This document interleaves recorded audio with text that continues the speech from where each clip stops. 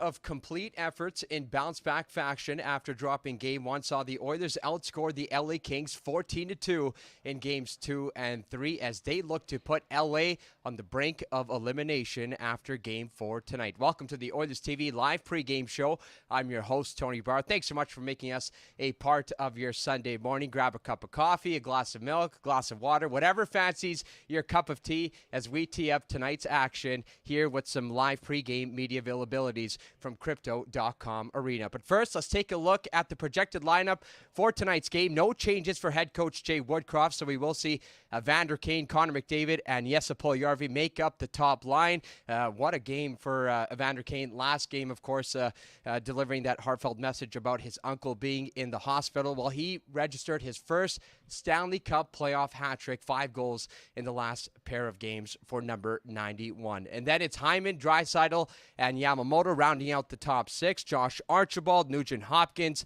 and Ryan, the top 9. And then the final line, of course, Warren Foegele, Ryan McLeod, and Zach Kassian. The defense core also remaining the same. Nurse and Ceci, Keith and Bouchard. And how about Evan Bouchard? Take a look at the bottom left of your screen. 0 goals, 5 assists in the series so far. An excellent piece of work for number 75 so far. He's been instrumental in the Oilers' success. And then Kulak and Barrie round out the defense core. And, of course, Mike Smith in goal. So stay tuned. We're actually going to be listening to Leon Draisaitl and Tyson Barrie, before head coach Jay Woodcroft as we tee up Game 4 for tonight. Stay tuned.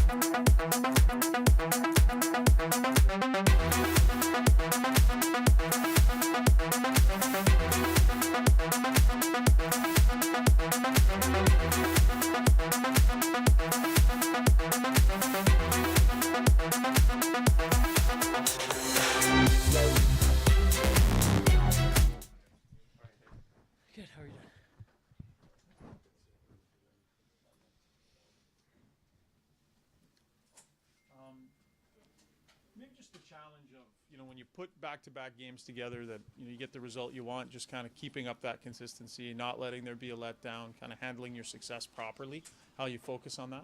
Yeah, I think it's just the same as, after game one when we didn't have the result. We just keep pounding away and playing the style of a game that we want to play. And, we've been rewarded for it the last two, but you just, you can't dwell on that. You just, keep playing the way you want to play, keep putting together 60 minutes of the style of hockey that we want, and we're feeling good with where our game's at. But I don't think you read too much into what the last two games were. You just reset and you got to do it again.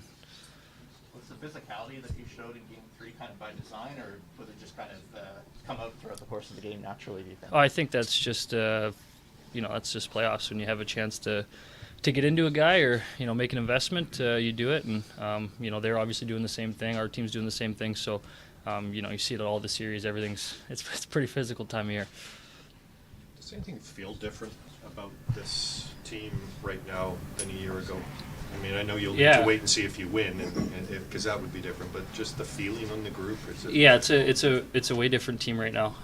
We've got some new pieces and stuff, but just the way we're playing and the confidence we have right now is a good feeling to have. And I think the last little bit of the season we were showing kind of what we're capable of, and I think we're our last couple games have been a show of that. So yeah, it's definitely a different team than a year ago. Is that confidence in yourselves or confidence in the group as a whole? I think it's in the group as a whole. I think you have to have everyone's got to individually play their game within the system and the structure we have, but it's a confidence in the way that we play as a team, and kind of all four lines and all the D and our goalies, everyone's just kind of on the same page, and I think that's where the confidence comes from. The work that Ken Holland did, you're talking about this team different from last year, whether it's Kane or Hyman or CC or the faith he had in Mike Smith. Can you sort of speak to the work that he's done to get you guys to this point? Yeah, I think he did a great job putting the pieces in place, and you look at our roster. I think we're as deep as anybody, and and now we're doing what I think he thought we could do with this roster, and it's nice. We're playing really sound, and everyone's kind of doing their thing within our team structure, and our depth is really showing, I think. Is Duncan Keith's value elevated at this time of year? Oh, yeah. Dunks is he's the man. His value's there all year, but especially this time of year, you lean on him, and he's a competitor, a warrior, and he's a good calming influence on us. He's seen it all, so he's we're lucky to have him in our room. Tyson, it seems like on the power plays you make a conscious effort of shooting early just to make yourself a viable threat. What does that do in terms of lanes if you kind of establish that early on in the power play? Yeah, I don't know if it's – I think, you just take your shots when you get them. If I have a 1T with a lane, I think I got to hit that, and whenever that presents itself, if it's early, if it's not. But, I just try to keep the puck moving and put it in good positions for these guys on the flanks and for them to do their thing. And that's just kind of what I pride myself in, is putting these guys in good positions.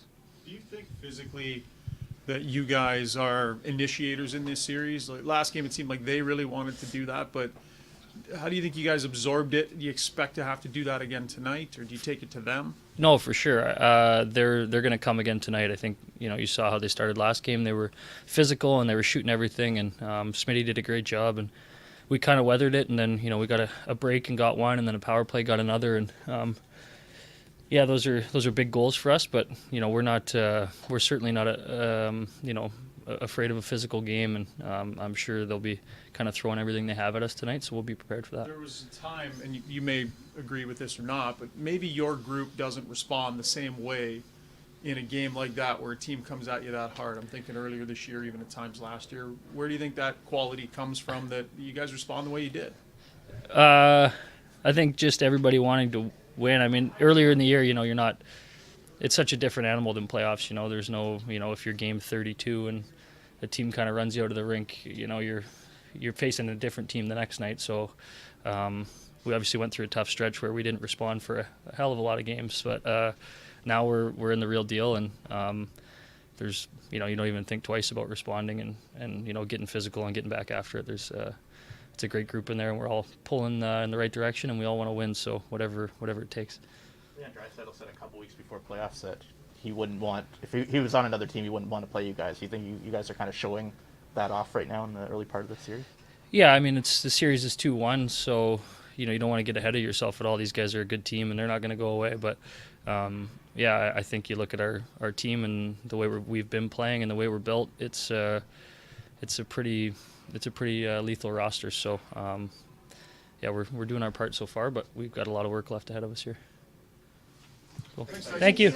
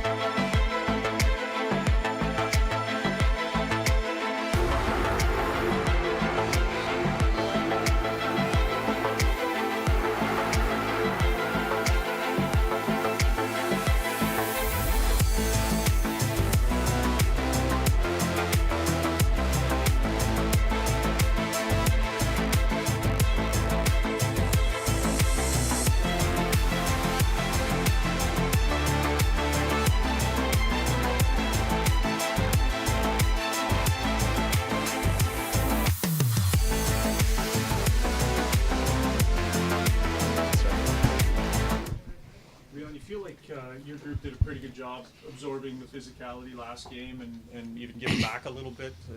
Where do you think that comes from in this group? Yeah, I mean, we have guys that like to play physical. We got big bodies on our team, so it's part of our identity. It's part of our team, and obviously we never shy away from physical style of play. So we're ready for it. We obviously knew that they were going to come out and be aggressive and push a little bit, but I thought we did a pretty good job. Speaking of physicality and maybe even goal scoring here, your two biggest additions in the last 12 months, Zach Hyman and Evander Kane, just their play in this series so far and how much of a difference they've made in terms of the depth on this team. Yeah, it's huge. You need guys like that to step up, right? And they've done it all year for us, especially in the last couple of games.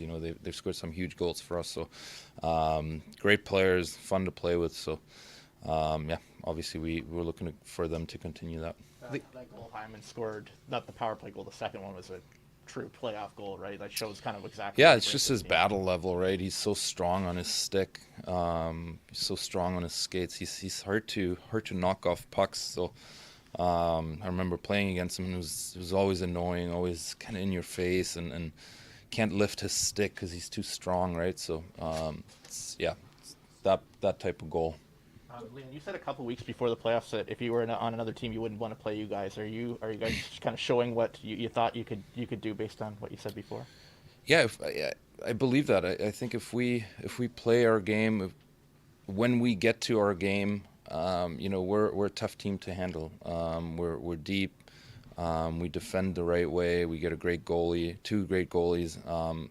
So we're a tough team to beat when we play the right way and do things that we want to do. With the players you've added and the experiences that you've gone through as a team in the last year, how different does this team feel right now compared to, say, a year ago? Yeah, it feels different, of course. Obviously there's some disappointment in the last couple of seasons for us. So we want to make the most out of this run, right? And we have the guys in the room to do it. We added some great guys, great players, new pieces. So they've been really big for us, and obviously made us a much more dangerous team. You talked about disappointments over the last couple of seasons. What lessons have you learned personally from those disappointments?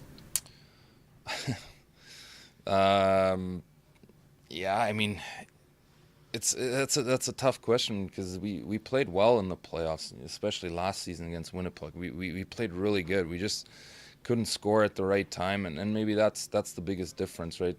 The last two games we've been scoring at the right times, right? So that's a big part of playoffs, something that maybe we couldn't really figure out in the last couple of years before. But it's little things. They're always decided by a bounce or by a goal or one shift, whatever it is. So we got guys that have been there before, and that obviously helps a lot too. You played 22 minutes on average during the regular season. The last two games, 15 minutes, basically both games. I mean, from a team perspective, how enjoyable has it been for you to maybe not have to carry the same workload in terms of minutes, but also to see some other guys get accelerated minutes given the way the games are going over the course of those last? Yeah, it's great. We obviously plan on going on a long run, right? So I think when the game's out of hand, there's no point for Connor, for me to be out there and play 23 minutes, right? There's some energy that can be saved, and guys deserve to play more minutes, right? Clowder, those kind of guys, Fogey, Cass, they're playing really good hockey right now, and we need those guys to play well, and so the minutes are what they are. It's all about the wins right now. Thanks, Leon. Thank you. See you guys.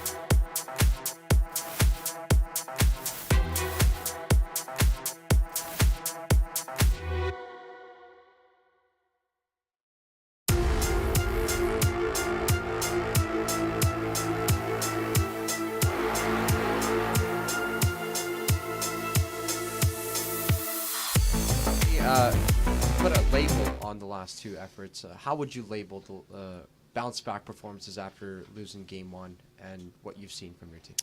Yeah, we won 2 games, but those are in the past. Our attention is on our game number 4 here tonight, and we expect a good game out of both teams.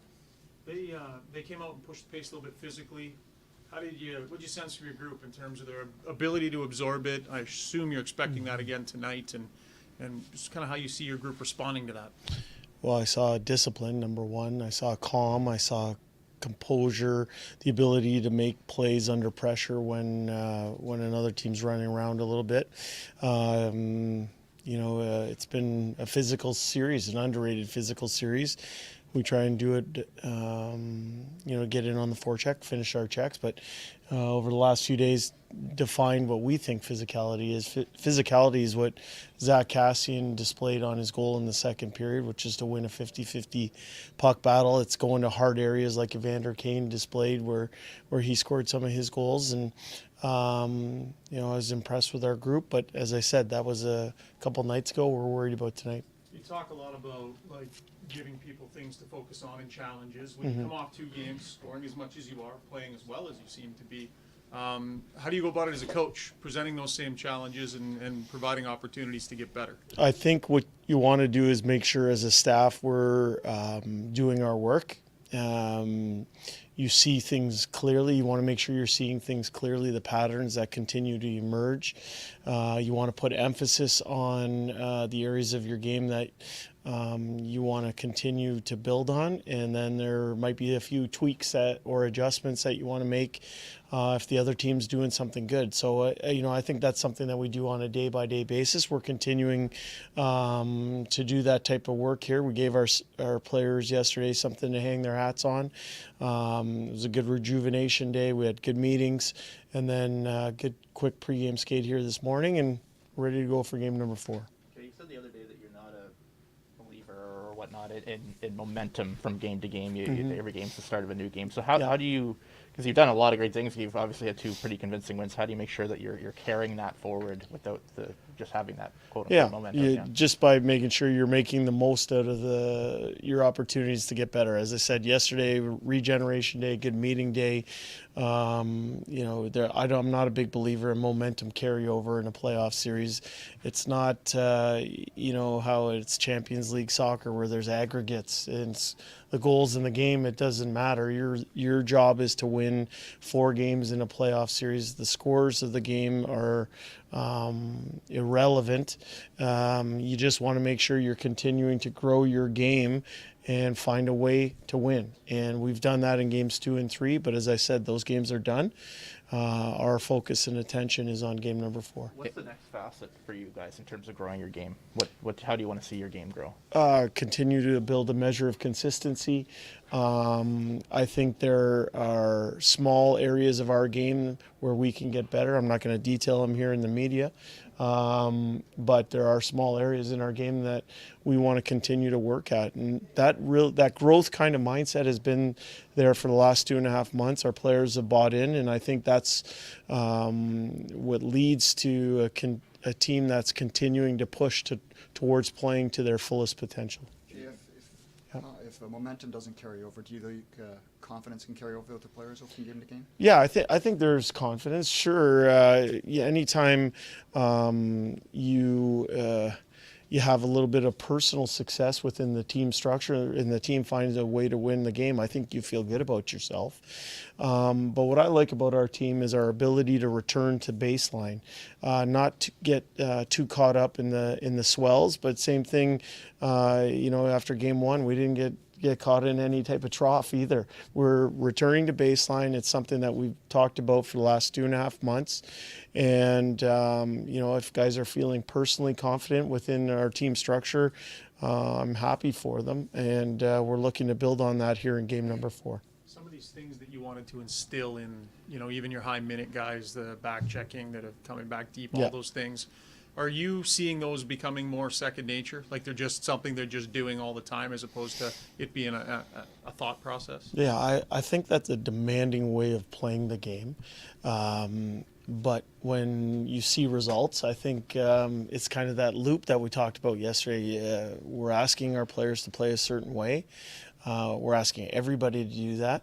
And when the team has results, I think it's an easy sell when you're trying to continue to reinforce it as a coaching staff.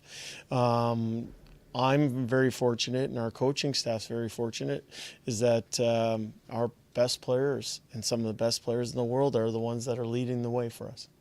The value of being able to spread out the minutes like you have, not only does it rest your top guys, but does it get the rest of the guys more involved in a playoff series than maybe they would have been normal? Yeah, I think the minutes distribution over the 3 games has been what it is. The games played out a certain way.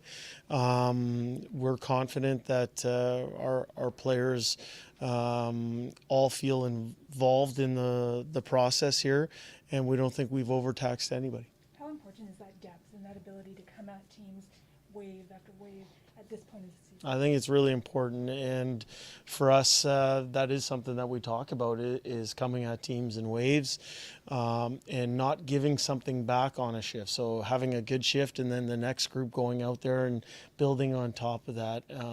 We think that's a key for our success, is just continuing to stack good plays on top of good plays, and in order to do that, you need the type of depth that you're referencing. Good, thanks guys. Yeah.